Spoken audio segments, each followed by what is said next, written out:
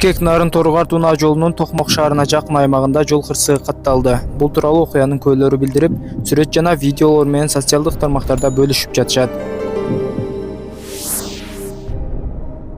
Маалымдалгандай, кагылышуунун кесепетинен 2 адам каза болду. Мындан сырткары 7ден ашуун адам ар кандай жаракаттарды алган. Алардын арасында балдар да бар экени айтылып жатат. Ал эми Чүй облустук жол кыймылынын коопсуздугун камсыздоо башкармалыгы кырсык такталып жатканын айтып, бир аздан соң маалымат бериле турганын билдирди.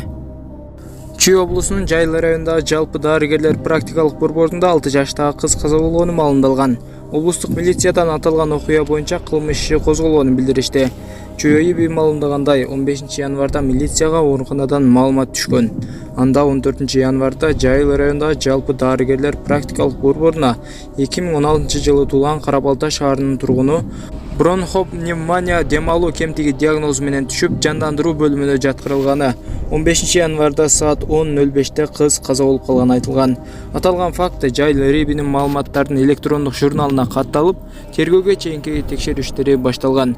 Текшерүүнүн жыйынтыгы менен 16 январ күнү Кылмыш жаза кодексинин 145-беренеси жардам көрсөтпөй коюу фактысы боюнча кылмыш иши козголгон. Учурда кылмыш иши боюнча бардык укуктук экспертизалар дайындалып, тийиштүү тергөө амалдары жүрүп жатат.